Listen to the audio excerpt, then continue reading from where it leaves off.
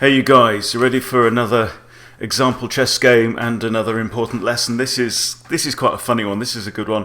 So I'm actually playing my buddy Excelsior. You can look him up on chess.com.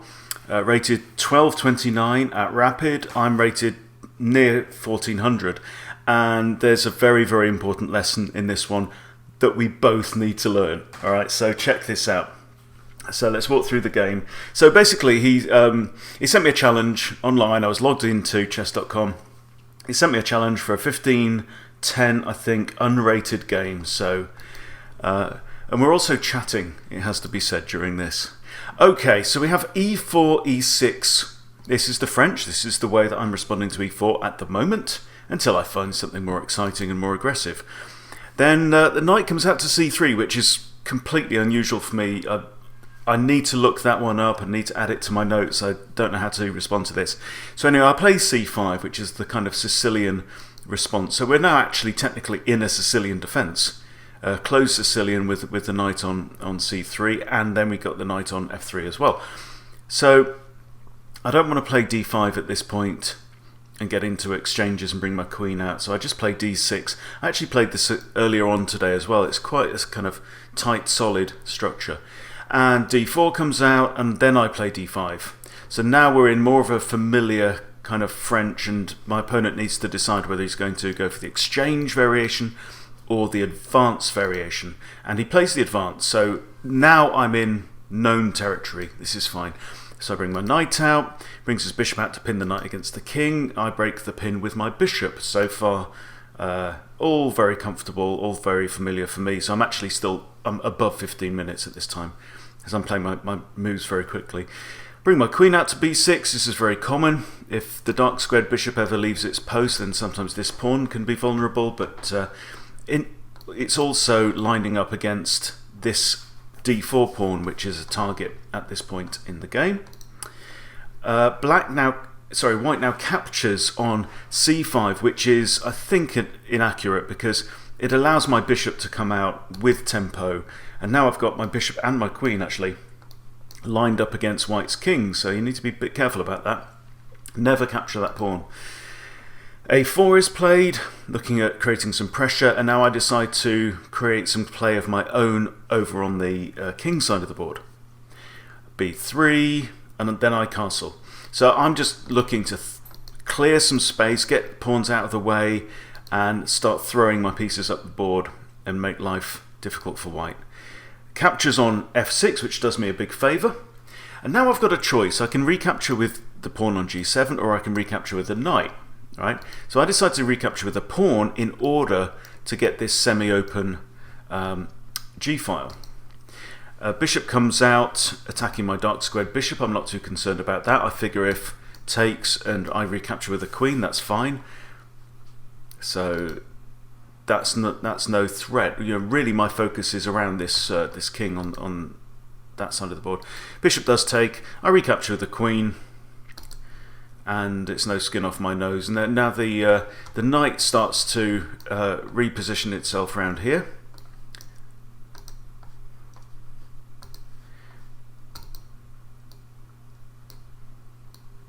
Then the knight now starts to maneuver itself. I guess it's coming around to g3. Let's see how we get on.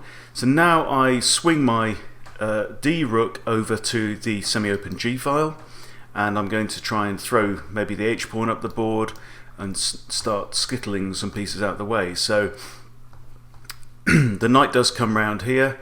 White's trying to keep his king safe, and I advance my pawn to open up a diagonal for my bishop. Rook comes across, don't know what that's doing there. And now I start pushing my pawns. And this is really interesting because my knights now are defending both of these pawns. So white cannot really capture these pawns, and they are going to cause some problems. Pawn attacks my queen. Queen just moves out of the way to a slightly better position maybe. And another pawn moves. So there's activity going on the queen side, but it's nothing to trouble me right now. So now I push. f4, hitting this knight that's in front of the king. Knight has to move, and now I come in with my bishop. Very, very classic motif. Bring the bishop into this corner. The pawn is pinned because it's got a rook on it, and if the pawn moves forward, then you can go ahead and capture the rook there. So this is a good move from white, interesting one, bringing the knight to h4, defending the pawn. But now I can simply, well, so you can see if you can spot my error here, right? I thought, now let's just double up my pieces, and I'm not really paying proper attention to this game. So I swing my queen over thinking, oh yes, this looks good. Bishop takes, knight takes, and then boom, checkmate. But I missed the slight inaccuracy that is leaving my queen hanging. So now I'm in some trouble. I'm 9 points, but I'm a whole queen down. Okay, so I recapture the knight. The pawn is still pinned, so can't take the bishop, thankfully. So the pawn moves forwards, and I decide to capture the pawn. White recaptures, and now I grab the rook, and the queen swings over, and I double up my rooks on the g-file. I think there's nothing else for it other than to go for a checkmate if I can. White captures my knight, and I recapture. Pawn hits, knight comes back. Okay, so it's now defending both of these, and it's defending this square, which could be a checking square for the white queen. Right, so now it's time to throw the h-pawn up the board. There's nothing else to be done. Now white again is starting to maneuver around here, and white now is I think starts to focus far too much on his own ideas and getting very excited by the fact that he's got a queen on the board and I haven't. Pushes a pawn. Right, now I push Harry. Up comes Harry. Captures. Right, it seems like he's completely ignoring what I'm doing on the king side of the board. I capture the pawn. Okay, and now queen comes in with a check, but it's easy to dodge out of the way of that, and I'm now thinking, oh, there may be something on here. Right, queen comes and sweeps up a pawn, and now boom, double check, right, with the pawn and the rook. Now the king could, for example, hide away. What he absolutely must not do under any circumstances is capture the pawn, because as you can see, rook to h8, and the only legal move now for white is to block with the queen, and the queen would be captured. So there you go. Simple lesson. Remember this, drill it into your brain. Whatever you think is going on, however excited you think your ideas are, however likely you think that your attack is going to succeed, right? Never, ever, ever take your eye off your opponent. Don't ignore your opponent's ideas.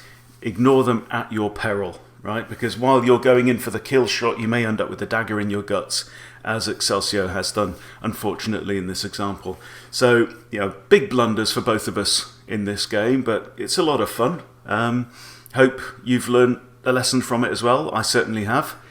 And it's a bit shocking how often I keep having to learn the same lessons over and over again. But anyway, I hope you've enjoyed it.